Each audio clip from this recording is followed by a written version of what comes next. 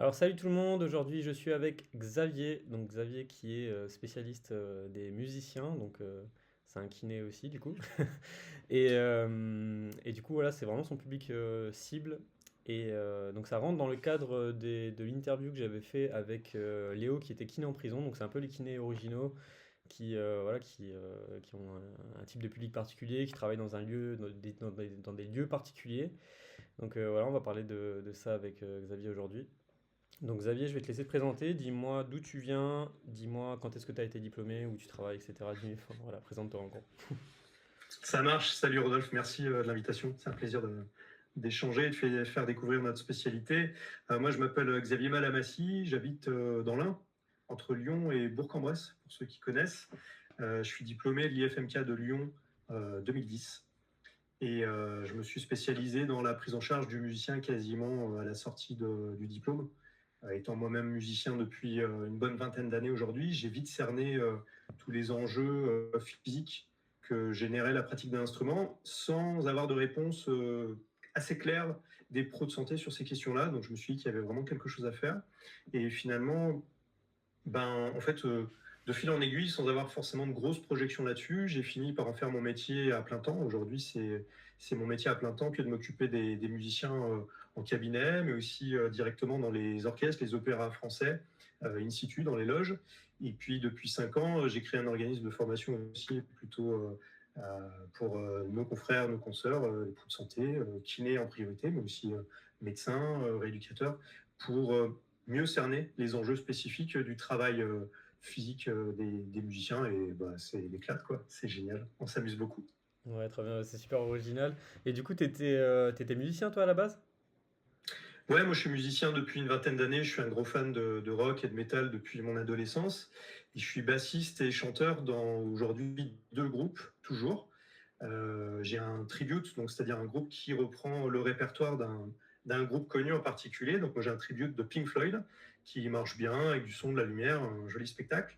Et puis un trio plutôt de reprises des standards du rock pour les soirées, les mariages, les bars, tout ça.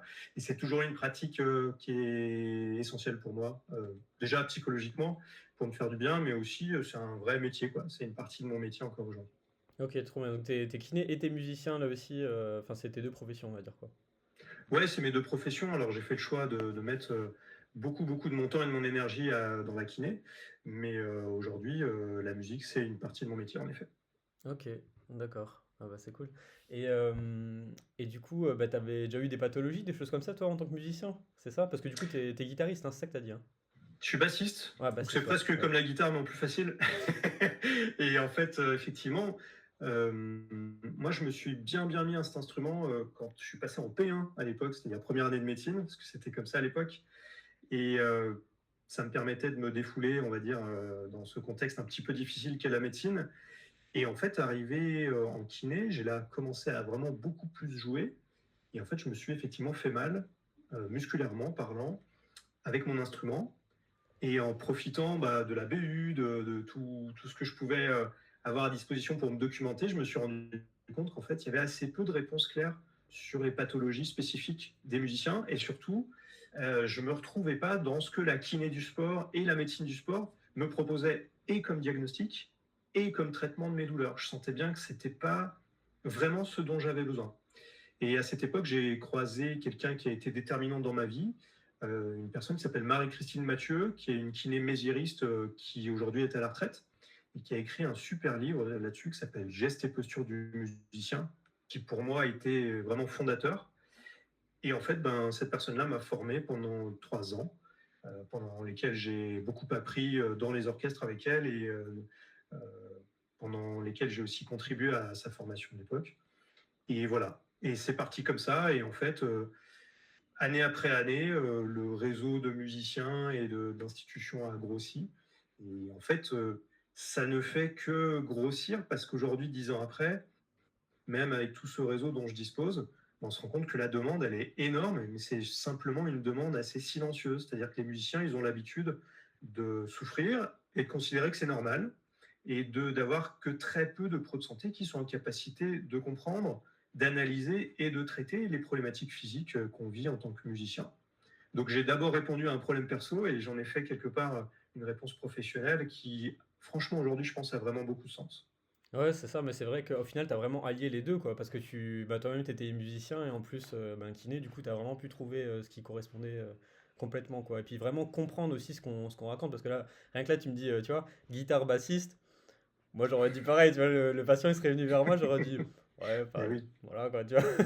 J'aurais pas bien pu sûr, comprendre la normal. différence, même les postures, les choses comme ça, enfin, tu vois. Donc, clairement, c'est un vrai atout que tu as, c'est sûr. Et du coup, toi, tu as été diplômé, donc tu avais dit en 2010, donc tu as bossé en Oui. tant que libéral directement, ou comment ça s'est fait? En fait, au début, j'ai eu un peu peur de me lancer en libéral direct. Et je constate que maintenant, chez les jeunes kinés aussi que j'ai parfois en stage, c'est quand même un sacré pas, hein, franchir du Mm, centre d'école, de t'installer en libéral, c'est quand même pas rien. mm, Moi, j'ai fait le choix de faire un mi-temps dans un centre de rééduc et un mi-temps en libéral pour en fait y aller progressivement à mon rythme, tu vois, avoir ce petit côté salarié ouais. rassurant Mm. et développer mon activité en libéral. Donc j'ai fait ça 6 mois. Et puis très vite, je me suis rendu compte qu'avoir un patron, ça m'embêtait.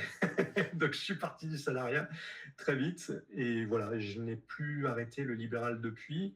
J'ai découvert le rôle aussi après de formateur, de kiné formateur. Et je dois reconnaître que ça aussi, ça m'a fait énormément de bien parce que le cabinet, c'est hyper stimulant, mais je trouve aussi ça très fatigant, surtout aujourd'hui avec les enjeux financiers que l'on connaît dans nos métiers. Mm. La formation, ça a été une vraie respiration, quoi, une bouffée d'oxygène monumentale. Et aujourd'hui, d'avoir ces deux rôles-là, toujours du clinique, parce que j'y tiens, mais aussi de la formation, c'est un équilibre vraiment très sympa. Ouais, donc en fait, t'es vraiment multicasquette à fond, parce que du coup, t'es et formateur, et musicien, et kiné, quoi, en fait. C'est ça, en fait. Ouais, mais après, on est tous différents, mais me concernant, j'avais besoin de cette variété. J'étais un peu malheureux en cabinet à enchaîner les patients et en ne faisant que ça. Là, finalement, aucune semaine ne se ressemble et Mm. perso, c'est ce dont j'ai besoin. Je pense Mm. qu'il y a des personnes qui ont besoin de stabilité et c'est très bien. Moi, j'ai besoin que ça bouge, quoi, que ça change tout le temps. Ouais, ouais, bah, je suis comme toi, je suis comme toi. C'est pour ça que maintenant je fais youtubeur et kiné, tu vois. Voilà, je trouve ça voilà, plus intéressant. Ça varie un peu les journées, c'est pas toujours les mêmes. Et puis effectivement, c'est toujours nouveau. On peut rencontrer des personnes intéressantes comme des kinés musiciens, justement, tu vois. Ça fait partie des trucs cool, quoi. Donc, clairement, je te comprends tout à fait. Et donc, ouais, donc tu étais en salarié et tu faisais du libéral. Donc là, tu étais en assistant. Et en fait, après, tu as ouvert Ouais. ton propre cabinet ou quelque chose comme ça? C'est comme ça que c'est fait ou... Ouais, c'est ça. Je suis resté assistant un bon petit moment sur Lyon, en plein centre de Lyon. Et puis, étant originaire de la périphérie de Lyon, je me suis installé moi-même en tant que titulaire dans deux cabinets successifs, en fait, avec les années. Aujourd'hui, j'ai toujours une présence clinique en plein centre de Lyon et puis un cabinet qui m'appartient en dehors pour être plus près de chez moi. Mais finalement, aujourd'hui, le cabinet, c'est 4-5 jours d'activité par mois pour moi. Le reste du temps, c'est essentiellement de la formation ou de l'intervention in situ dans les orchestres, les conservatoires, les opéras. Ah ouais, d'accord, ok, ok, d'accord. Ouais. Et en fait, ton cabinet il reste quand même ultra spécialisé pour les musiciens ou comment tu fais? Ouais, ouais, ouais, ça reste ultra spécialisé. Alors à Lyon, c'est 100% musiciens, parce que bah, voilà, en plus c'est à Lyon, c'est une grande ville, donc il y a une grosse demande. Hmm, Et puis dans mon cabinet de campagne, si je puis dire, là je dépanne un petit peu les gens qui sont en situation d'urgence, de rééducation, et qui, comme dans plein d'endroits en France, ne trouvent pas de patients, de de kinés, kiné. pardon. Hmm. Mais c'est vraiment à la marge, c'est quelques patients, c'est une dizaine de patients. Et le reste, c'est du musicien quasi essentiellement. Ok, d'accord. Ouais, et donc, ça s'est fait petit à petit. Je veux dire, tu vois, quand tu as ouvert ton cabinet, est-ce que tu t'es tout de suite orienté vers les musiciens, même quand tu étais en assistant, ou ça s'est fait comment? Non, non, ça s'est fait vraiment petit à petit. C'est quelque chose sur lequel justement j'appuie beaucoup avec les kinés que je forme sur ces questions-là. C'est que il y a tout à faire en fait dans ce milieu-là. Et en fait, il y a déjà à sensibiliser les musiciens sur le fait qu'il y a des kinés qui existent pour eux. Et donc, quand tu ouvres un cabinet et que tu veux faire de la kiné pour le musicien, ça prend énormément de temps à développer une patientèle vraiment musicien. Donc moi, ça m'a pris presque 10 ans finalement, tu vois, à Hmm. développer ça. Mais sans regret, sans aucun regret, parce que le switch a été très harmonieux et très progressif. J'ai continué à faire de la kiné traditionnelle pendant pendant ces 10 années. Et petit à petit, le ratio de patients musiciens ou non musiciens a évolué. Hmm. Mais ça demande une certaine abnégation, par contre. Tu vois, il faut être assez certain de ce que tu veux. Hmm. Par contre, ça marche. Après, l'avantage d'aujourd'hui, c'est que avec l'organisme de formation que j'ai créé, là, qui s'appelle Musician Care, on a un réseau qui est chouette et qui permet de développer un peu plus rapidement une patientèle de musiciens par rapport à ce que j'ai pu connaître, moi, étant tout seul. Aujourd'hui, on s'envoie les patients entre nous en fonction des situations géographiques, en fonction des spécialités par instrument aussi, parce qu'on a tous des préférences pour certains instruments. Et ça permet d'étoffer sa patientèle de musicien un tout petit peu plus vite et sans être tout seul dans cette démarche-là, quoi. D'accord, ouais, c'est ça. Parce que là, je réfléchissais à quelqu'un qui voudrait faire comme toi, donc qui voudrait développer une patientèle spécifique. Donc ouais, je me suis dit, en fait, il faudrait aller dans des conservatoires ou peut-être déjà dans des gens qui sont dans son entourage qui sont aussi musiciens ou des choses comme ça. Enfin, je pense que tu as démarré comme ça au début. Et c'est vrai que, ouais, bah, du coup, là, avec ta formation, je crois que ça se fait aussi pour, par exemple, tu vois, ceux qui ont certains matériels, genre le LPG ou des trucs comme ça. Après, tu peux aller sur le site et tu vois qui est équipé de certains types de matériel. Et toi, tu fais un peu la même chose, quoi. C'est ça? C'est ça, sur notre site, on a un annuaire avec toutes les personnes qui ont souhaité être référencées dans cet annuaire et qui peuvent laisser donc leurs coordonnées, mais aussi les différents modules de formation qu'ils ont fait, parce qu'on a tout un programme avec une dizaine de modules par famille d'instruments et par Ouais. instrument. Et donc, si tu es violoniste à Bourges, tu peux aller voir qui c'est qu'il y a à Bourges, par exemple, mais aussi voir si dans les 100 km à la ronde, il n'y en a pas un qui a spécifiquement été formé sur ton instrument, ce qui est très rassurant pour le musicien et ce qui est très stimulant pour le kiné qui, lui, a une vraie aide qui, en l'occurrence, fonctionne, hein, cet annuaire fonctionne bien pour développer sa patientèle. Ok, d'accord, d'accord. Donc là, imaginons, là, je dis plus pour un patient qui chercherait donc un kiné musicien, donc ils peuvent aller sur ton site et ils peuvent, je sais pas, c'est quoi, c'est dans un des onglets ou quelque chose comme ça ou Ouais, en fait, tu vas sur kiné-du-6 musicien au pluriel.fr et sur la page d'accueil, tu as un bouton marqué Trouver un professionnel. Et là, tu as tout un annuaire. Aujourd'hui, il y a une cinquantaine de kinés référencés là-dessus, partout en France, Belgique, Suisse, Allemagne. Ok, d'accord. D'accord, bah nickel, trop bien. Donc ça va être cool pour les patients qui cherchent, parce que je sais que j'ai un pote qui est musicien aussi, il avait déjà eu aussi un moment, moi je peux pas te dire si, je crois qu'il est guitariste, hein, guitariste. Et, euh, et lui aussi, il avait eu des soucis, je sais plus exactement, c'était aussi au niveau du doigt, je sais plus lequel. Et du coup, bah, j'ai essayé de l'aider avec un peu de mes trucs de kiné classiques, quoi, mais je sais qu'à un moment, il cherchait justement un kiné spécialiste musicien, tu vois. Et je lui disais, mais j'ai déjà entendu parler de ça, mais je sais pas vers qui te rediriger, tout ça, mais du coup, c'est bon à savoir, je trouve. Et, et ouais, du coup, comment t'as fait en fait du coup pour créer ta formation et tout ça? Enfin, ça s'est passé comment? C'est en fait, t'as eu aussi d'autres kinés qui étaient en demande ou c'est toi, tu t'es dit, mais en fait, il y a un manque et tu as eu cette motivation de le faire? Je sais pas comment ça t'est venu. Franchement, ça s'est vraiment pas fait d'un coup. En fait, c'est venu de la constatation que j'avais, mine de rien, pas mal de sollicitations pour des stages, notamment de clinica d'étudiants kinés, Hmm. qui voulaient venir au cabinet pour voir un petit peu comment je travaillais. Et quand j'ai vu ça, au fil des années, je me suis dit, punaise, mais en fait, il y a une appétence qui existe dans le monde de la kiné pour ça aussi, tu vois. C'est pas juste moi, tout seul, qui a envie de faire ça. Il y a, il y a des consoeurs et des confrères qui ont aussi envie de faire ça et qui cherchent des gens pour les accompagner, les aider là-dedans. Donc c'est parti de ça. Et puis après, il a fallu monter un contenu de formation riche qui soit BP friendly aujourd'hui. Nous, en 2010, BP, on ne savait clairement pas ce que ça voulait dire, hein. Donc ça a été un gros travail aussi que de structurer une formation qui soit de qualité et EBP. Et puis après, il y a toutes les modalités administratives dont je t'épargne les détails pour être éligible au FIFPL, au DPC, tout ça. Bref, tout ça, ça prend énormément de temps. J'ai mis 3 ans à monter cette formation. Ça a été un travail de tous les jours et de toutes les nuits, j'ai envie de te dire. Mais franchement, c'est aujourd'hui génial parce qu'on a créé une communauté d'une bonne 150aine de kinés qui sont à fond et qui vraiment apportent une solution à une partie du grand public qui aujourd'hui avait besoin de ça et n'avait pas assez de réponses. Donc la satisfaction, elle est 10 fois plus importante que tout le travail que j'ai pu y fournir. Hmm. Bah ouais, tu m'étonnes, mais ça doit être un travail de fou, j'imagine, hein. Je sais pas combien tu fais d'heures de formation, même pour tous les instruments, enfin, c'est abusé, je trouve. Je sais pas. Aujourd'hui, on a une offre de formation autour de 120 heures pour être assez complet, mais c'est une formation qui évolue tous les ans. On rajoute une vingtaine d'heures de formation. Donc, c'est énorme. Enfin, je veux dire, tu pourrais y passer énormément de temps. Nous, l'objectif, c'est pas de se lancer dans une formation qui n'en finit jamais. Hmm. Ça a été l'idée d'être vraiment pragmatique avec les collègues pour que le lendemain d'une formation, ils puissent se dire, bah voilà, j'ai des outils de bilan, de kiné, de bilan kiné pour tous les musiciens, quel que soit l'instrument qu'ils jouent.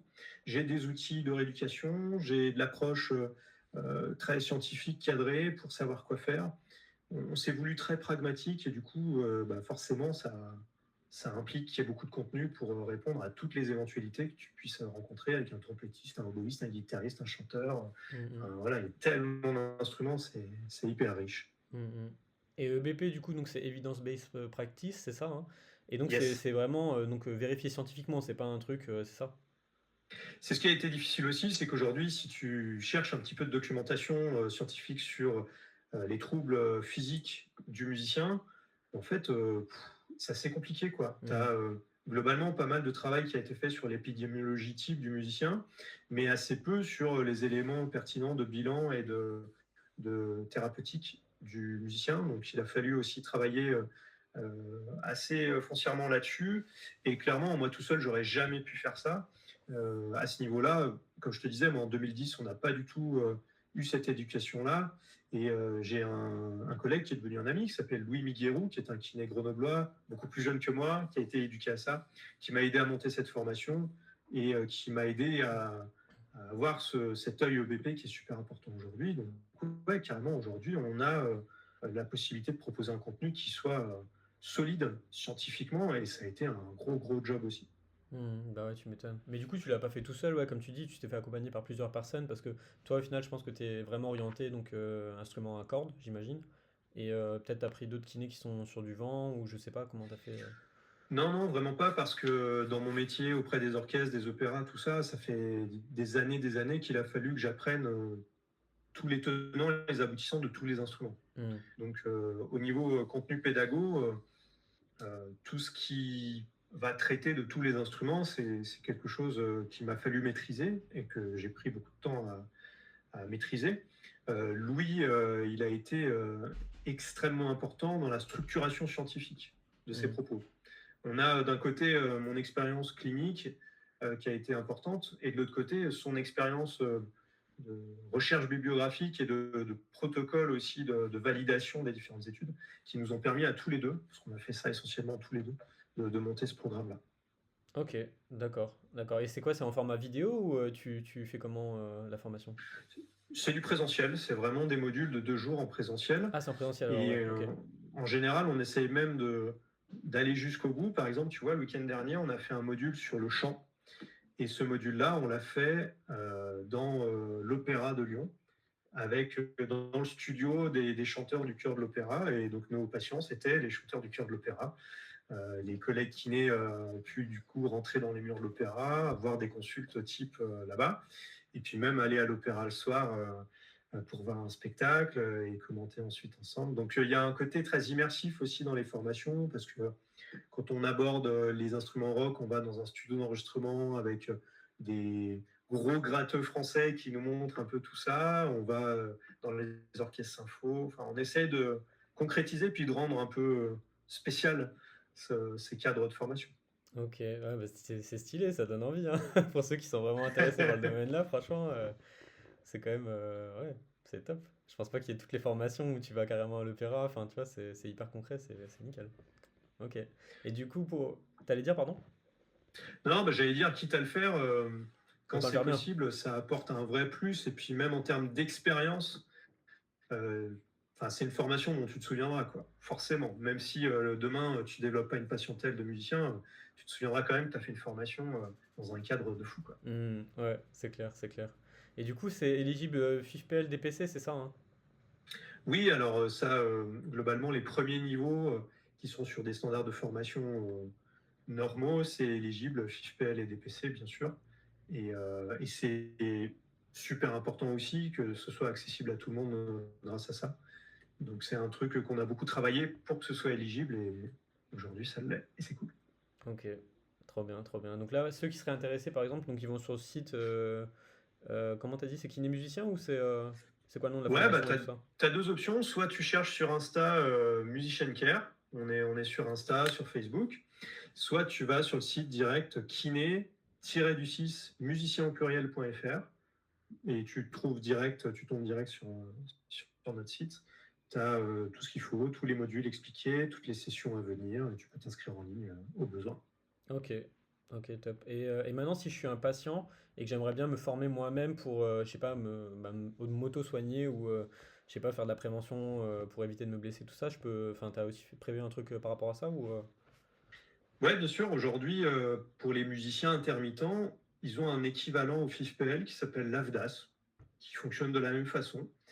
Et ils peuvent tout à fait se faire financer aussi une formation avec nous, qui sera pas la même hein, que pour les kinés, évidemment, qui sera vraiment dédiée au profil de musicien, mais Hmm. avec les mêmes objectifs de compréhension de la physiopathologie du musicien et puis ce qu'on peut aller y chercher en tant que musicien pour se soigner ou en tout cas prévenir les problématiques. Il y a un vrai plus aussi à aller chercher dans l'amélioration technique de son jeu. Parce que moi, c'est ça qui m'a donné envie de faire ce métier, c'est que avec notre œil de kiné, on arrive à améliorer le son du musicien par plus de détente, par plus d'optimisation de travail musculaire. Et donc chez le musicien qui veut se former, il va non seulement apprendre à prévenir les blessures, mais aussi à avoir une nouvelle voie de progression technique sur son instrument. Et ça, c'est top aussi. Ah ouais, c'est clair, ouais, mais en fait, ouais, c'est vraiment comme pour les sportifs de haut niveau, en fait, quoi. Ouais, C'est c'est pareil, quoi. ça. Tu les aides à être plus performants, en somme, c'est ça, quoi. C'est ça, ce qui est un petit peu différent et qui rend la chose un petit peu délicate, c'est que dans la musique, il y a aussi une notion artistique d'émotion, de transmission d'émotion, qui fait que tu as le pendant qui peut ressembler au sport, où voilà, tu es dans de la performance, Hmm. mais il y a aussi tout le côté sensible, si je puis dire, dans la musique, qu'il faut absolument pas mettre de côté, qui fait partie de l'individu patient qu'on a face à nous, et qui des fois est pas simple à gérer hein, en tant que kiné, parce que on n'est pas forcément entraîné, éduqué, formé à gérer ce genre d'enjeux spécifiques. Hmm. Ouais. Ok, bon bah top, hein, franchement t'es carré sur tout. Et en fait aussi, avant qu'on démarre la vidéo, on a discuté un petit peu et apparemment t'as aussi une chaîne YouTube donc dédiée à ça en fait. Et c'est ça, hein? Ouais, c'est ça en fait. Ça fait quelques années que j'écris des articles pour 3 magazines nationaux, guitare, basse et batterie. Et en fait, à cette occasion, j'ai créé donc une chaîne YouTube qui s'appelle Rocking Care, et que tu peux retrouver facilement, sur laquelle il y a une grosse centaine de vidéos de vulgarisation. À la base, c'est plutôt à destination des musiciens, pour leur permettre de comprendre comment fonctionne le corps et comment on utilise le corps avec l'instrument. Mais c'est un super canal aussi d'approche des enjeux physiques en tant que kiné, parce que ça va te permettre de voir à quel point en fait jouer de la guitare, c'est pas si anodin que ça Hmm. physiquement, parce qu'on pourrait le croire. On pourrait croire que jouer d'un instrument, c'est physiquement pas super impactant. Et en vrai, ouais, si, quand même. Hmm, hmm, Et voilà. Donc cette chaîne YouTube est là pour ça. Ouais, parce que j'avais mon pote bah, du coup qui faisait de la guitare. Et bah, on parlait de ça à un moment, il avait mal au poignet justement. Bon Alex, je te salue hein, si tu vois la vidéo. Du coup, il m'a dit que fallait pas avoir le poignet trop cassé, fallait positionner sur le manche d'une certaine façon. Et moi je lui disais, ben oui, tu vois, je savais parce que c'était en piste interne ou des choses comme ça, mais tu vois, je savais pas si ça le permet, parce qu'il faut quand même à la fois bien jouer et à la fois, enfin tu vois, il y a une question de performance et de santé qui doivent être placées au bon moment, enfin tu vois, au bon curseur quoi. Donc c'est ça qui est. Moi, il me Tout à posait des fait. questions là-dessus, je disais franchement, je sais pas, tu vois. Je disais comme ça, mais c'est vrai qu'il y a des choses comme ça où. Ouais, complètement. Des fois, tu te confrontes à des situations où tu as les enjeux biomécaniques et la direction dans laquelle tu devrais aller au niveau biomécanique, qui va venir se frotter à des codes, si je puis dire, instrumentaux ou des codes dans la musique qui font que un instrument, une clarinette, ça se tient comme ça et pas autrement, parce que ça fait 400 ans qu'on la tient comme ça. Mhm. Et même si ça va à l'encontre de toute logique biomécanique, c'est très difficile de faire changer ça à ton musicien, parce que voilà, il a été éduqué autour de ça, et puis c'est tout. Donc il y a un jeu aussi de négociation qui est hyper intéressant pour à la fois être le plus respectueux de la biomécanique et pour autant rentrer dans les codes instrumentaux. Et ça, c'est super intéressant. Et en fait, juste te donner un exemple très parlant, si tu as l'occasion de voir un musicien, quel qu'il soit d'ailleurs, hein, Mhm. quelque instrument qu'il joue, essaye de regarder la façon dont ils utilisent leur pouce et plus particulièrement l'interphalangienne du pouce. Et tu constateras que dans énormément d'instruments, ils positionnent leur interphalangienne du pouce en hyperextension, en verrouillage en hyperextension, par souci d'économie d'énergie et de stabilité. Et ça, c'est un des éléments majeurs sur lesquels on essaye de travailler tous, parce qu'en fait, pour plein de raisons, au niveau biomécanique, ça ne fonctionne pas comme il faut.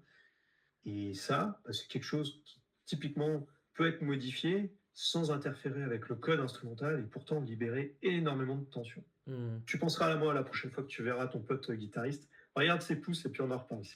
Ça marche, je regarderai. Ok, ouais, parce que du coup, tu as dû voir tout type de pathologie en fait, ça doit être hyper intéressant, j'imagine. C'est quoi les trucs les plus marquants que tu as eu? Bah, en fait, l'un des enjeux vraiment de la physiopathologie du musicien, c'est qu'ils ont des pathologies qui n'existent que très peu dans le reste du public que tu vas rencontrer en tant que kiné. Mm, mm, mm. Et c'est ce qui fait qu'il y a des gros problèmes de diagnostic avec ce public-là et un gros problème aussi d'accompagnement. Je te donne un exemple simple.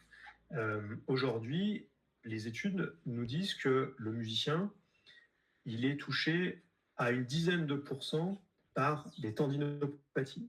Or, quand tu reçois des musiciens en cabinet, 9 sur 10 vont te dire qu'ils ont une suspicion de tendinite. Les médecins généralistes, en fait, ils s'imaginent que dès qu'il y a un problème qui ressemble à une tendinopathie, c'est une tendinopathie. Mm, mm. Ce qu'on se rend compte, c'est qu'il y a un gros problème de diagnostic, notamment parce que la pathologie que les musiciens vivent le plus, c'est une pathologie qui s'appelle le syndrome de surmenage musculaire, overuse syndrome en anglais, qui est pour à peu près 80% de leurs troubles physiques et qui est absolument méconnu de nous, kinés. Je ne suis pas sûr que tu aies déjà entendu parler de ça, Non. et des médecins, globalement. Mm. Donc ça, c'est un premier élément avec lequel je bataille énormément, c'est comment arriver à identifier efficacement et avoir un diagnostic différentiel efficace entre une suspicion de tendinopathie et un surmenage. Premier exemple. Deuxième exemple, plutôt neuro, les musiciens, c'est l'un des rares publics qui souffrent d'une pathologie qui s'appelle la dystonie focale, qui est une pathologie neurocentrale. Pareil, je ne suis pas sûr que tu aies déjà entendu parler de ça. Non. Trivialement, c'est quelque chose qui s'appelait avant la crampe de l'écrivain, ça tu as peut-être déjà entendu. Et cette pathologie-là, elle est tellement spécifique aux musiciens aujourd'hui qu'on la connaît peu, qu'elle n'est pas très bien traitée, pas très bien accompagnée.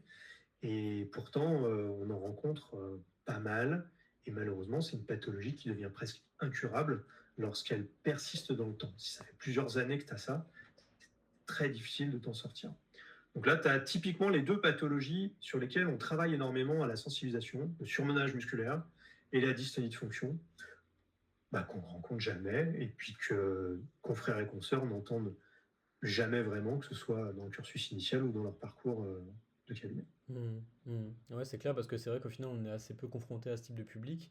Et tu regardes le cursus kiné, au final, c'est surtout te donner les généralités, les cas les plus courants pour voilà, avoir déjà des clés en main pour pouvoir avancer. Mais clairement, c'est intéressant de se former après sur des cas spécifiques, surtout sur des publics qui pourraient nous intéresser et tout, hein. Ouais, effectivement.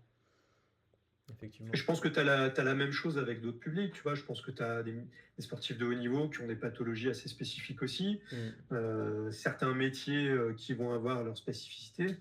C'est pour ça que, quelque part, on pourrait se dire, bon, est-ce que c'est pas aller trop loin que de faire une formation de spécialisation pour les musiciens?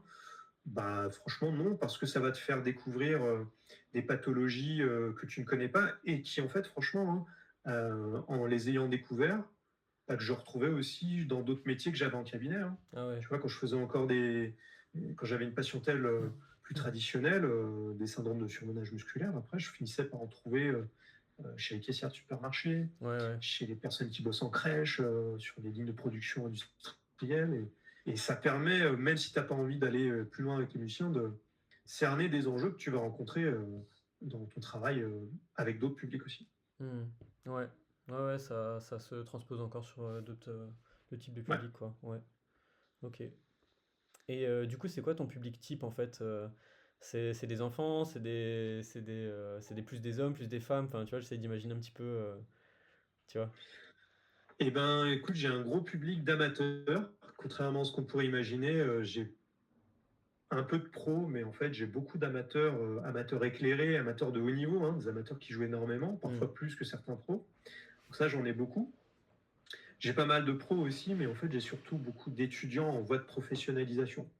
Des étudiants qui cherchent à rentrer dans des orchestres, à se professionnaliser, parce que c'est des périodes où ils travaillent énormément. C'est Mm. des musiciens qui peuvent travailler 6 à 8 heures par jour leur instrument. Mm. Donc physiquement, c'est hyper impactant et qui ont des exigences techniques qui sont monstrueuses, peut-être même plus importantes que certains professionnels. Donc beaucoup d'étudiants en voie de professionnalisation, ça c'est certain.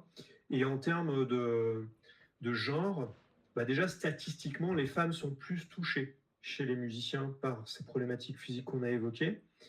Est-ce que je vois plus de femmes que d'hommes? Franchement, je ne saurais pas dire. Je trouve que c'est assez équivalent. Euh, Après, globalement, en termes d'instruments, c'est souvent une question qu'on me pose aussi. Est-ce qu'il y a un instrument que tu vois plus que les autres en Mm. cabinet? En fait, je vois pas mal de cordes, je vois pas mal de violonistes et de guitaristes, mais je pense qu'il y a un biais parce que, enfin, en termes d'effectifs, tu as vraiment beaucoup plus en France de violonistes et de Ouais, guitaristes que de trombonistes c'est ça. et d'harpistes. Ouais, ouais. Et je pense que le biais vient de là, Ouais. finalement. C'est pas dû à l'instrument en lui-même, c'est dû au nombre de personnes qui font cet instrument Je dans le groupe quoi, pense. aussi. Ouais. Ouais, je pense. Ouais, ouais, tout à fait. Tout à fait. Après, est-ce que tu penses que quand même fondamentalement il y a des instruments qui sont plus traumatisants que d'autres ou pas du tout? Euh, Plus traumatisant, je suis pas sûr. Tu as certains instruments qui ont des enjeux vraiment encore plus spécifiques que les autres.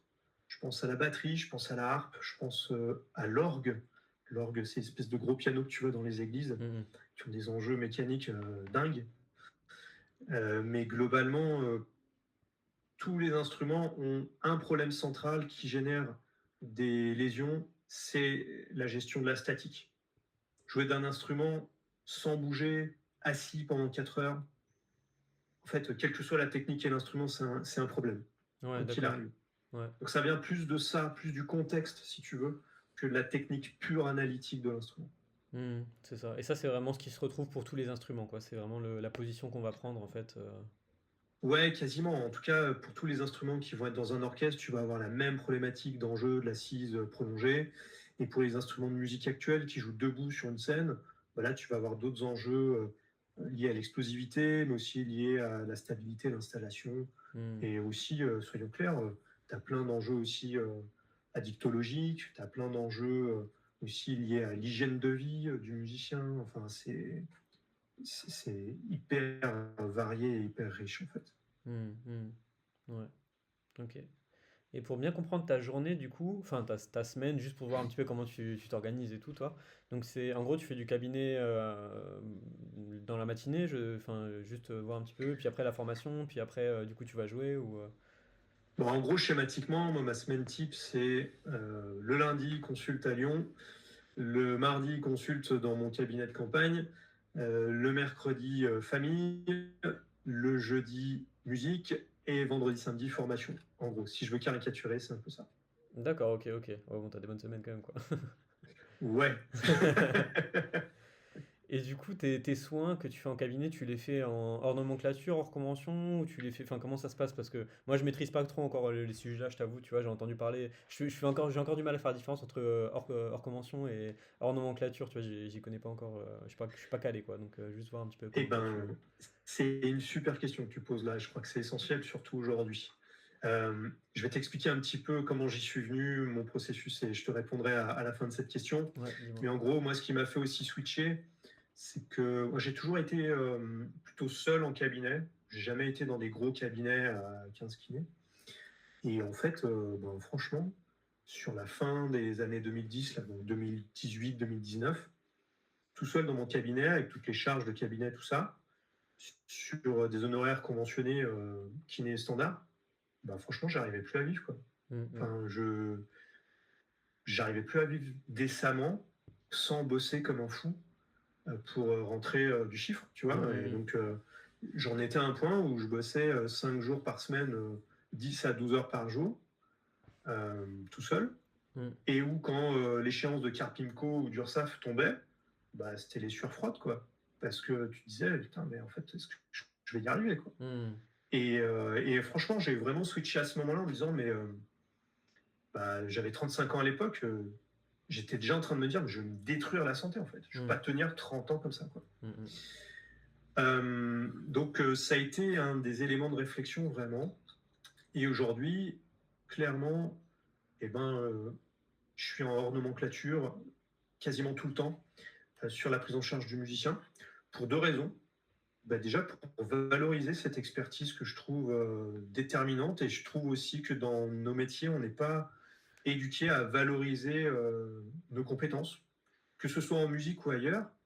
Moi, je considère que quand tu fais des heures et des heures de formation, que tu prends de l'énergie, du temps, de la logistique pour aller te former, c'est pas normal que tu puisses mettre à disposition ton expertise à un tarif conventionné qui est dérisoire aujourd'hui. Je trouve que ça, c'est hyper important, ne serait-ce que pour soi-même, et sans même parler d'argent, que de valoriser tout ce temps et ce travail, cette abnégation que tu as eu à devenir expert de ta pratique. Et pour ça, le hors nomenclature, je le trouve déterminant, ne serait-ce que dans le symbole. Et déjà, et puis ensuite, effectivement, bah, l'aspect financier et de vie était clairement là aussi dans ma pensée. Et donc, aujourd'hui, bah, le musicien qui veut venir me voir, effectivement, c'est du hors nomenclature, sauf dans des situations où, par exemple, tu as un musicien qui s'est cassé un bras et qui a besoin de rééducation, j'ai envie de dire, assez standard voilà, de remise en charge. Bah, là, c'est du conventionné, parce que bah, c'est du soin kiné. Que le patient soit musicien ou pas, j'aurais fait la même chose, donc là, c'est conventionné. En gros, voilà comment ça se passe. D'accord, ok, ok. Et pour le hors nomenclature, comment ça se passe? Donc les patients peuvent venir et ils viennent sans prescription ou c'est quoi la différence avec le... Alors, deux options. La préférentielle, c'est effectivement de venir sans prescription. Là, donc, c'est à leur charge. Moi, je fais une facture pour la mutuelle parce qu'éventuellement, ils peuvent demander une prise en charge des fois sur des forfaits de médecine douce. Tu sais, ça Ah peut, oui, ça peut ouais, marcher. ouais. Voilà. Sinon, quand il y a un trauma, comme je l'évoquais tout à l'heure, des fois, ils viennent avec une prescription. Par contre, il est clairement établi que c'est pas une séance, c'est vraiment deux séances que je vais effectuer. Une première d'une demi-heure de rééducation kiné standard, sous ordonnance, et une deuxième séance plutôt axée musique à l'instrument, qui là va être hors nomenclature. Et ça, je crois que c'est vraiment déterminant pour tout le monde, hein. Pour toi, pour le patient, pour la sécurité sociale, de bien administrativement scinder les choses pour qu'il n'y ait pas de notion de dépassement d'honoraires illicites ou quoi que ce soit, et que tout soit carré et que tout le monde soit tranquille. Ok, d'accord, ouais. Et du coup, tu prends un patient par demi-heure, enfin, comment tu t'organises toi au niveau de tes séances, tu fais comment? Alors, j'ai toujours, même sans parler de musicien, j'ai toujours pris un patient la demi-heure. Toujours. Je pense que c'est ce qui a aussi joué sur le fait que mon activité me permettait plus de vivre. C'est qu'un patient la demi-heure, ça devient vraiment compliqué. Bah ouais, c'est ça, c'est ça. J'ai jamais voulu faire autrement. Peut-être que c'était une erreur, hein, j'en sais rien, mais je ne me voyais pas faire autrement. Aujourd'hui, un musicien qui vient en consulte, c'est en fonction de la demande, 1 heure ou 1 heure et demie de prise en charge. S'il vient hors nomenclature complet, c'est 1 heure. S'il vient avec un objectif de rééducation conventionné, il y a la demi-heure de conventionné et 1 heure de travail instrumental hors nomenclature. Ouais, ouais, ok, d'accord. Et tu bosses tout seul à ton cabinet ou tu es quand même avec d'autres kinés Eh ben non, je suis tout seul. Cabinet de campagne, je suis vraiment tout seul. J'ai un petit 20 mètres carrés, j'ai ma table et mes mains, c'est tout. Et à Lyon, c'est un cabinet de groupe où on est 5, mais je les croise quasiment jamais parce qu'on n'a pas du tout les mêmes horaires ni rien.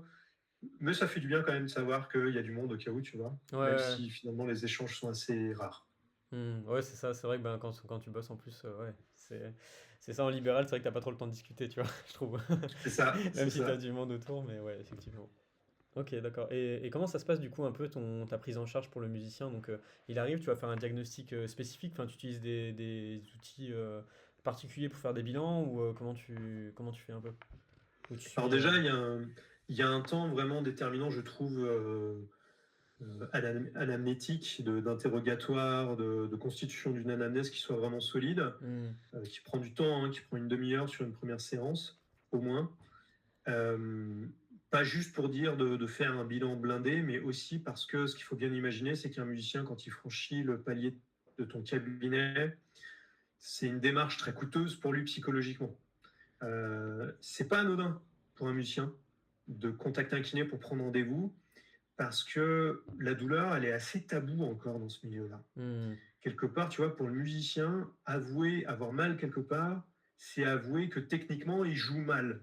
hmm, Souvent, ils associent les deux. Et donc, l'ego, bah, ça fait mal aussi à l'ego, tu vois. hmm, Donc, quand il vient chez toi, la plupart du temps, je trouve déterminant d'avoir une oreille attentive, de l'écouter et de lui faire comprendre que ben, on va collaborer, on va travailler ensemble, mais que nous, on n'est pas là pour les sermonner ou pour leur faire changer d'instrument ou tout hmm, modifier. hmm.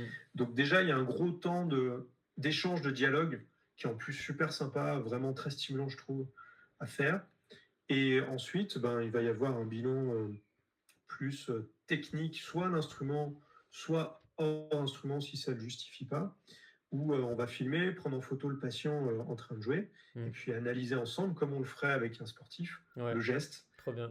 Feedback l'analyse visuel et de tout geste, et derrière puis pour essayer de vraiment. trouver des améliorations. Ouais, c'est ça, enfin, feedback visuel, pardon. C'est ça, hein. Ouais, Ouais, tout à fait. ok. Et C'est ça. Ouais, bah trop bien, trop bien. Ouais, bah super intéressant. Et ça va, t'as des bons résultats à chaque fois? Enfin, est-ce que t'as utilisé enfin, est-ce que tu utilises des outils particuliers pour le traitement ou comment tu vois? Franchement, très peu. On a très peu d'outils vraiment spécifiques, si ce n'est une vision assez spécifique de l'approche posturale et gestuelle du musicien. Hmm. J'ai pas de machine spécifique. Tout se fait à l'instrument quasiment. Ouais. Quasiment tout se fait à l'instrument. Et franchement, c'est super sympa en plus, tant qu'à faire.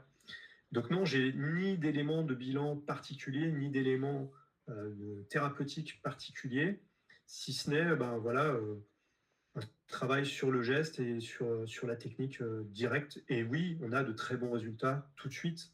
Ce qui est assez dingue avec ça, et moi c'est ce qui m'a donné envie de faire ça, c'est que quand je voyais dans les premières années travailler ma mentor, hein, Marie-Christine Mathieu, c'était dingue de constater à quel point, après une séance, le son du musicien, il avait changé. Hmm. Même pour une oreille peu éduquée comme la mienne à l'époque, c'était dingue, le changement dans le son.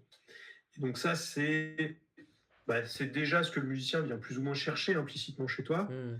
Et en plus, pour nous, c'est un vrai bonus, au-delà de soulager le trauma ou la douleur, quand en plus tu l'as aidé à avoir un meilleur son. Alors là, c'est Hmm. extraordinaire à vivre, c'est génial. Hmm. Trop bien. Ouais, c'est clair parce que ouais, c'est vraiment le fait de sentir que tu contribues au fait que ça devient un meilleur musicien en fait, quoi. Absolument. Ouais. Et du coup, ils viennent carrément avec leur instrument en fait, ou t'as des instruments toi-même au cabinet, comment tu. Non, non, non, j'ai rien au cabinet parce que bah, dans le cabinet de groupe à Lyon, ils m'insulteraient si je commençais à ramener une batterie, un piano. Laisse Tu tomber. m'étonnes, tu Donc non, non, m'étonnes. j'ai rien. Ils viennent avec leur propre instrument. Et puis quand c'est pas possible, justement, quand c'est un pianiste, un batteur, bah, c'est moi qui me déplace, soit là où eux ils travaillent, soit dans un studio avec lequel j'ai l'habitude de travailler, pas très loin du cabinet, où il y a tout ce qu'il faut, une batterie, piano, pour travailler dans de bonnes conditions. Hmm, ok, ouais. Et du coup, tu prends vraiment un patient après l'autre parce que je me suis dit, s'il y a tous les patients qui arrivent en même temps qui commencent à jouer, ça, tu sais, tu pars sur une jam et tout, et puis, et puis là, ça y est, quoi. Il y a de l'idée, il y a de l'idée, je devrais peut-être essayer. J'ai jamais, non, à chaque fois c'est individuel. Euh, dans certains cas exceptionnels, mais là c'est pas dans du soin, c'est plutôt dans l'accompagnement du coaching. J'ai affaire à des groupes entiers qui préparent des tournées, par exemple. Ça m'arrive régulièrement. On appelle ça des résidences. Les résidences, c'est le moment avant la tournée où en gros ils se mettent dans des conditions de live concrètes dans une salle de concert et puis pendant une semaine, 2 semaines, ils vont répéter, répéter, répéter. Et donc ça m'arrive assez régulièrement d'aller les aider là-dessus sur la gestion du stress, la préparation mentale, sur la présence scénique, la communication corporelle. Ça aussi c'est très très cool, mais ça Hmm. sort un petit peu du cadre de la kiné pure. Ouais, ouais, c'est ça, mais c'est vrai que c'est en lien, et c'est vrai que le fait d'être kiné et en plus bah, musicien, mais t'es aussi prof de musique ou pas du tout Non, non, non, je suis un très piètre technicien de mes instruments. Je me sentirais absolument pas la crédibilité d'être prof. Mais par contre, j'ai l'expérience de la scène, j'ai l'expérience de belles scènes avec des jauges à plusieurs milliers de personnes. Ah ouais, quand même, Donc quoi. je sais ce que c'est que d'avoir le petit stress qui te chatouille le Tu dos avant de m'étonnes, monter sur tu scène. m'étonnes. Je connais les conditions techniques d'une scène. Donc c'est un élément qui est intéressant pour les aider en général. Ouais, ouais, bah c'est vraiment une plus-value, hein, je trouve, hein, clairement. T'as à la fois le côté santé, mais c'est vrai qu'il y a le côté aussi santé mentale. Enfin, en somme, c'est un peu ça aussi, quoi. C'est indissociable de toute façon. Puis chez tous les publics, on se rend compte de plus en plus, que la Mm. santé mentale est indissociable de la santé physique. Chez le musicien, c'est particulièrement vrai. Et il y a un moment donné où je me suis aussi certifié sur la prépa mentale pour être plus armé là-dessus, parce qu'en fait, tous les musiciens subissent à un moment donné cette gestion du stress scénique, du trac, et il faut les aider là-dessus aussi. Putain, trop bien, mais t'es complet partout, en fait, t'as tout fait, quoi. Bah, quand on est passionné, je pense qu'on se donne à 100%, et je pense que dans le sport, tu as la même chose. Mm. Et je vois plein de confrères autour de moi qui sont formés dans plein de trucs de fou. Mm, Enfin, mm. euh, voilà, je pense que c'est le lot de tous les passionnés. Ouais, ouais, bah, de toute façon, passionné, ça se voit, hein, clairement, il y a pas... Ça se voit, c'est clair. Et, euh, et je voulais savoir, du coup, tu interviens aussi dans des conservatoires, dans des choses comme ça, enfin... Ouais, bien sûr, pas mal de conservatoires français sur ces questions-là. Jusque-là, c'était assez ponctuel, et aujourd'hui, la mission qu'on s'est donnée avec certains confrères, c'est d'avoir une espèce de création de pôle santé dans les conservatoires, comme tu peux avoir dans des institutions sportives. Hmm. Et on commence à y arriver. Ça fait des années qu'on est là-dessus, ça a été très difficile. Mais par exemple, au Conservatoire régional de Lyon, à Fourvière, euh, ben, depuis 2 ans, on a le plaisir d'avoir un équivalent de pôle santé où on aide vraiment les musiciens. Et l'ambition, c'est d'aller créer des petits lieux de santé comme ça un peu partout dans les conservatoires pour être au plus près, et puis pour éviter que les problématiques des musiciens dégénèrent en Hmm. étant là sur place tout de suite, quoi. Hmm, hmm. Ok. Et tu crois pas que ça serait intéressant aussi d'aller voir directement, enfin je sais pas si au conservatoire il y a carrément je sais pas, un directeur de tous les conservatoires de France pour essayer de voir pour mettre des choses en place au niveau technique pour justement faire de la prévention, des choses comme ça. Je sais pas si tu as déjà réfléchi à ces questions. Ouais, c'est hyper pertinent. Bah, il y a une association des directeurs de conservatoires, il y a des structures effectivement qui chapeautent un peu tout ça. Aujourd'hui, c'est très difficile de se faire entendre de ces institutions-là parce qu'ils ont énormément d'objectifs et énormément de critères dans lesquels il y a des charges à respecter du ministère de la Culture. Donc on sent qu'on n'est clairement pas la priorité, et franchement, je peux l'entendre. Hmm. Donc on essaye, ouais, mais il y a encore du taf là-dessus. Et puis tous les directeurs de conservatoires ne sont pas aussi sensibles les uns que les autres à ces enjeux de santé. Hmm. Euh, Souvent, encore aujourd'hui, les directeurs de conservatoires, c'est des musiciens, souvent, parfois des très grands musiciens.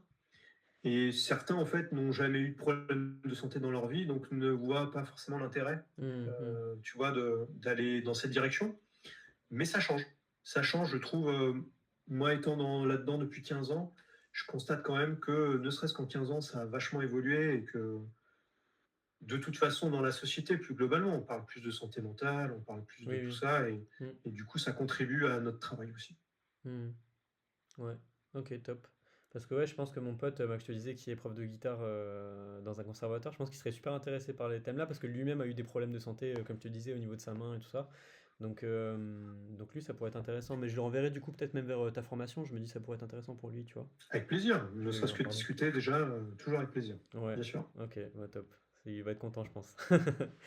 Et du coup, tu dis, t'as eu des stars carrément et tout. Enfin, je sais pas, t'as eu des. Ouais, j'ai alors des stars, tout dépend ce que tu appelles des stars. Tu vois, ça c'est la question géniale aussi que je trouve, et à laquelle en général je réponds pas parce qu'il y a le secret Ouais. médical derrière. Mais j'ai eu des sacrés icônes dans le milieu du rock et du métal, connus de beaucoup de monde en effet. Hmm. J'ai eu aussi le plaisir de travailler avec des grands chefs d'orchestre internationaux, euh, des grands musiciens de classique aussi. Mais finalement, c'est vrai que c'est le truc qui fait un petit peu rêver quand tu te poses là-dedans. Hmm. Mais c'est à la fois aussi assez frustrant parce que souvent, c'est des gens que tu vois en one-shot parce qu'ils sont de passage en tournée, et finalement, tu peux difficilement les suivre, à moins peut-être que ce soit des artistes français qui résident à Paris, par exemple, là c'est facile. Mais c'est toujours assez ponctuel, donc ouais, c'est assez grisant de rencontrer ces gens-là, c'est assez sympa d'essayer de leur apporter quelque chose, mais tu aurais presque envie de te dire, ah punaise, mais je te reverrai bien la semaine prochaine. Hmm. Mais non, tu seras de l'autre côté de la planète, ça n'a pas marché. Donc oui, j'en ai rencontré quelques-uns, mais Ouais, c'est clairement très ponctuel quand même, hein. C'est pas toutes les semaines. Et j'ai envie de dire, ça a peut-être moins de sens de par mon approche de notre métier que d'avoir un traitement vraiment et un suivi efficace Mm, avec mm. des gens un peu moins connus, quoi.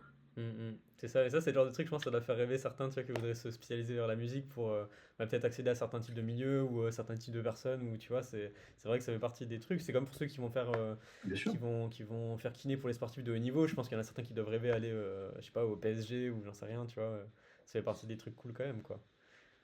Ouais, ouais, complètement. Et je pense qu'il faut complètement l'assumer de te dire aussi que tu as envie de faire ça pour aller voir la crème de la crème. Ouais, c'est vrai, tu vois. Mais une fois que c'est fait, finalement, tu te rends compte que bah, oui, c'est un objectif, mais raisonnablement, c'est pas celui qu'il faut viser essentiellement parce que bah, déjà, c'est pas celui qui va te faire vivre. Mm. Et puis, bah, c'est un petit peu. C'est la cerise sur le gâteau, mais ça pourra jamais être le gâteau. Mm. Tout à fait. Ouais, parce qu'il n'y a pas de kinés qui vont suivre, je sais pas, des groupes en tournée et tout, enfin, comme il pourrait y avoir pour des sportifs de haut niveau, ou je sais pas si. Alors, des kinés purement, pas trop. Ça commence, mais pas trop. Par contre, ce qui se fait depuis 30 ans, c'est des préparateurs physiques. Ah ouais. Tu vois, par exemple, déjà dans les années 90, ça existait. Dans le milieu du métal, par exemple, il y a un groupe qui s'appelle Korn, qui est bien connu Mm. des fans de métal. Et dans certains documentaires de ce groupe-là, tu vois déjà qu'ils ont une prépa physique avant de monter sur scène dans les années 90, avec un échauffement encadré par un prépa physique et de la récup derrière. Donc ça existe depuis longtemps, mais pas vraiment de la kiné. La kiné, ça commence à arriver et tu as des mecs qui accompagnent des gros groupes dans des tournées comme Metallica par exemple. Mm. Mais souvent, c'est plutôt les salles de spectacle qui ont des carnets d'adresses de kiné du coin et qu'on va solliciter comme ça ponctuellement s'il y a un besoin. C'est plutôt ça parce que bah, emmener un kiné avec toi en tournée, c'est aussi un gros budget pour Ah des oui. prods qui des fois n'ont pas du tout l'argent de faire ça. Ouais, ouais, clairement, clairement. Et l'option plutôt qu'ils utilisent, c'est plutôt ça, le carnet d'adresses des salles de spectacle où ils passent. Ouais, ouais, d'accord. Parce que moi, je trouve qu'un kiné, ça va être hyper pertinent, tu vois. Parce que pour la préparation Carrément. physique, enfin, c'est quand même hyper proche. Et l'aspect santé, le préparateur physique, il l'a pas forcément, quoi. Tu vois. Ouais, complètement, complètement. Non, mais c'est sûr qu'il y a un gros créneau aussi à prendre là. Par contre, faut être prêt à bouger. Ouais. Et puis, il faut être prêt à avoir des conditions de travail parfois un petit peu, un petit peu à l'arrache, quoi. Parce que Mm, tu n'auras pas d'équipement. Mais ça doit être génial. Moi, j'ai jamais eu la chance, et il faut dire que j'ai jamais forcément cherché ça, que d'accompagner une tournée. Mais ça doit être une expérience complètement dingue. mm, Ça, mm. c'est clair. Tu m'étonnes, ouais. La vie de rockstar, quoi, carrément, quoi. C'est ça. Et parmi tes élèves que tu as formés, du coup, tu as un petit peu, enfin, tu sais pas comment ils sont orientés pour certains types d'instruments? Est-ce qu'ils ont aussi pu avoir des histoires, je sais pas, avec des stars ou des trucs, juste si tu as eu des retours par rapport à ça, ça peut être marrant. J'ai un collègue ostéo que j'embrasse qui s'appelle Rémi Lasserre, qui depuis longtemps suit justement un gros festival à Lyon qui s'appelle les Nuits de Fourvière et qui bosse aussi pour une salle lyonnaise qui s'appelle le Radiant, qui bah, en fait bosse dans les loges et qui a rencontré plein de zikos, quoi, Hmm. plein de musiciens aussi, plein d'artistes, soit pour du soin, soit pour du massage confort, des choses comme ça. Et tu as eu des très gros chanteurs français, notamment un qui se coiffait avec bizarre, tu vois, avec une Je lettre vois sur les lequel. cheveux. Tu as plein de groupes de rock qui sont passés aussi. Et, ouais, ouais, c'est des expériences géniales. Mais tu vois, c'est assez rigolo parce que finalement, dans nos discussions, c'est pas quelque chose qui revient très souvent. Hmm. C'est pas vraiment des choses qu'on s'échange. Je constate que c'est plutôt des questions qui interrogent les personnes qui ne sont pas encore spécialisées et qui ont envie de savoir jusqu'à quel point tu vas être dans ce milieu-là. Hmm. Et qu'en fait, une fois que tu t'es formé, ben, tu te rends compte que c'est vraiment assez anecdotique. Et puis, tu as toujours effectivement ce secret médical qui fait que ben, déontologiquement, c'est un- je trouve que c'est toujours un peu délicat de dire bah oui, j'ai eu un tel, Oui, oui, oui, ouais, tu vois. ouais, clairement. Mais ouais, ok. Et est-ce que toi, tu as une anecdote particulière avec, je sais pas, un patient qui t'a marqué ou une pathologie que tu t'as rencontrée, que tu as réussi à résoudre ou avec laquelle tu as eu un problème ou je sais pas, enfin, une histoire un peu dans ce type. Ouais, ben, typiquement, je te disais que j'avais eu la chance de travailler avec des grands chefs d'orchestre. Il y en a un là dont je pense que je me souviendrai toute ma vie parce que enfin, dans le grand public, on ne se rend pas forcément compte de l'impact de ces gens-là parce que la musique classique aujourd'hui, c'est une musique qui est un peu à la marge, malheureusement, je pense. Comme toute musique, elle mériterait d'être un petit peu plus en avant. Bon, ceci dit, elle a eu son heure de gloire pendant des siècles, hein, voilà.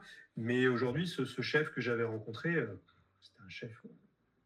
Aujourd'hui, c'est un chef qui tourne, qui dirige aux États-Unis, à Londres, enfin, sur la planète entière, quoi. Et il me demande en urgence une consulte du jour au lendemain. Donc je me rends chez lui. Et en fait, il me pose sur la table, il parlait pas très bien français, il me pose sur la table le résultat de ses examens. Et il avait une capsulite rétractile d'une épaule. Et il me disait, bah, moi, demain, j'ai un concert.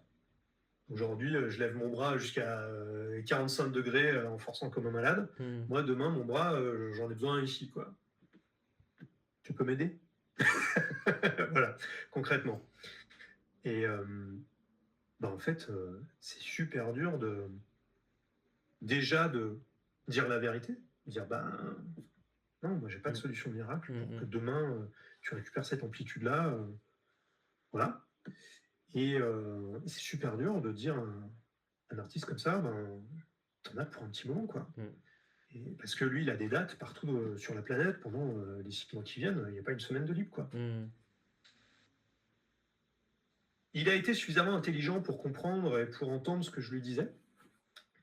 Néanmoins, j'ai su plus tard que, après notre séance, il a appelé direct un rhumato et il s'est fait une big infiltration et il a continué à travailler. Il s'est pas arrêté. Et en fait, ben, aujourd'hui encore, là, ça fait 3-4 ans que j'ai vécu ça avec ce chef incroyable. Aujourd'hui, il continue de tourner comme un dingue et je ne sais pas comment il a fait. Franchement, je ne sais pas comment il a fait. Et ça m'a marqué parce que, en fait, tu vois bien que la santé, c'est pour certains musiciens et artistes, c'est clairement pas la priorité, quoi. La priorité, c'est la production, c'est d'être sur scène. Et il serait capable de se ruiner la santé pour le faire, quoi. Vraiment. Donc ça, c'est le premier exemple. Et puis le deuxième, c'est l'exemple d'un guitariste d'un gros groupe de rock metal allemand, très très connu. Peut-être moins de notre génération, mais un peu plus de la génération de nos parents, parce que c'était un gros groupe de rock allemand qui marchait du tonnerre dans les années 80. Okay. Et un jour, on m'appelle pour le gratteux de ce groupe, qui en fait s'était blessé la tranche de la main avec les cordes de sa guitare, et ça faisait 3 soirs de suite qu'il saignait, mais vraiment beaucoup sur sa guitare et sur sa main. Et donc, bah, on avait peur pour lui que ça s'infecte, déjà. Et puis qu'il ne puisse plus jouer parce qu'il était en pleine tournée. Il était à Paris, moi j'étais à Lyon, et on m'appelle pour me dire, bah voilà, il faut venir l'aider. Ouais, mais enfin, je suis pas infirmier, je suis pas chirurgien. Ouais, c'est ça, ouais, clairement. Ouais. Tu vois, le mec, il a une balafre d'1,5 cm qui saigne tous les soirs parce qu'il refrotte dessus. Je sais pas ce que je vais pouvoir faire, quoi. Et en fait, je me suis rendu compte à ce moment-là qu'ils étaient vraiment très très seuls au niveau de la santé parce qu'ils ne savaient pas vers qui se tourner. Et le seul gars vers qui se tourner, bah, c'était moi. C'était moi.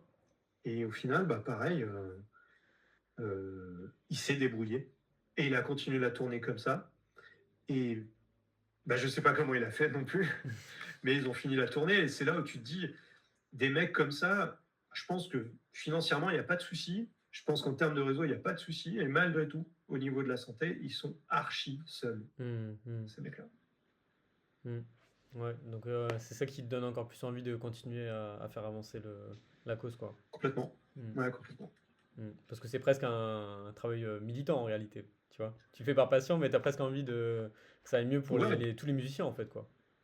Ouais, je pense qu'on peut dire qu'il y a une forme de militantisme là-dedans, parce que au-delà du fait que ce soit ma profession, c'est une vraie conviction personnelle aussi qui fait que j'ai pas juste envie de faire avancer la cause pour pour mieux manger le lendemain chez moi. J'ai Hmm. aussi envie de faire avancer la cause parce que j'y crois foncièrement et je suis convaincu que c'est une nécessité. Hmm. Ok, bah, top. Je sais pas si tu as quelque chose d'autre à ajouter sur ce qu'on vient de dire sur la vidéo. C'était super intéressant en tout cas, je trouve. Et, euh, Merci. et ouais, je sais pas si tu as d'autres points qui te... Bah écoute, moi ce que je peux ajouter, c'est déjà, je voudrais te remercier chaleureusement parce que c'est par ce genre de discussion qu'on peut aussi communiquer sur l'existence de notre métier spécifique Hmm. et de tous ces enjeux-là. Donc je te remercie chaleureusement pour cette vidéo. Et en fait, j'invite tout simplement tous les confrères, les consoeurs qui, ne serait-ce auraient qu'une toute petite appétence pour la musique, à venir juste creuser la question sur tout ce qu'il y a sur Internet là-dessus. Et vous vous rendrez compte que même si la musique n'est pas un truc monumental dans la vie de chacun, moi, au-delà de me faire vibrer, en tant que kiné, ça a changé ma vie parce que j'ai mieux cerné tout l'impact positif que pouvait avoir le hors nomenclature Hmm. et de changer un petit peu nos pratiques. Hmm. Je pense que je serais aujourd'hui dans un très mauvais état physique et psychologique si j'avais continué à trimer comme je le faisais. C'est ça. Et la musique et cette spécialité, moi, clairement, elle m'a sauvé la vie. Hein. Franchement, Hmm. j'ai pas peur de le dire. Et donc, si un de nos confrères ou une de nos consoeurs qui regarde cette vidéo se sent dans cet état de détresse aussi, bah, franchement, il y a des solutions. Hmm. Et sans parler de cette formation, ben, si je peux aider aussi à ça nos confrères ou nos consoeurs, bah, ce sera un vrai plaisir. Donc merci à toi, Rodolphe, pour cette vidéo très utile. Bah, merci à toi surtout pour voilà, ton témoignage et mettre en avant du coup ta spécificité. Je trouve que c'est ça qui est super bien dans notre métier, c'est qu'il y a vraiment plein de facettes différentes, il y a plein de façons d'exercer le métier. Et bah, d'ailleurs, s'il y a d'autres personnes qui regardent cette vidéo et qui seraient intéressées de présenter ben, leur spécificité, ben, ils sont les bienvenus sur la chaîne pour en parler. Et voilà, je trouve le format est top, c'est super intéressant. Carrément. Merci à toi. Voilà, merci à toi. Je voulais juste aussi encore terminer en disant donc comment est-ce qu'on peut faire pour te contacter pour résumer un petit peu tout ce qu'on a dit. Donc t'as quoi? T'as une chaîne YouTube, donc t'as aussi un compte Facebook ou comment est-ce qu'on fait pour te contacter directement pour voir les formations si tu peux un peu résumer tout ça avant de terminer? Et ben concrètement, bah, c'est simple, la chaîne YouTube, elle est là, Rocking Care. Si tu es plutôt kiné, tu as plutôt le contenu qui s'appelle Musician Care. La carte est tombée. Ah, elle est là. Donc tu tapes ça sur les réseaux, que ce soit Facebook, Insta, YouTube, tu Hmm. vas me retrouver sous ce nom-là Moi aussi. je l'avais vu passer à un moment, c'est aussi ça qui m'avait fait un peu tilter. Ok. Et je savais pas que c'était toi du coup, ouais. Et puis bah, après, sur Internet, tu tapes kiné-du-6 musicien au pluriel.fr, tu tombes chez moi, tu constateras que des kinés musiciens, il y en a au moins 4 ou 5 de sites différents, de confrères aussi, très chouettes, mais qui ne font pas forcément de la formation comme ce que je peux proposer. Et voilà. Et en fait, comme tu l'as vu, je suis passionné, donc si c'est pour la formation, c'est très cool, mais si c'est juste pour bavarder, c'est très cool aussi en vrai. Et ça me fera toujours plaisir. Ok, bah super. Bah, je mettrai tous les liens en description en dessous et puis voilà, bah, je vous dis à bientôt à tous et à bientôt pour la prochaine. Merci, salut!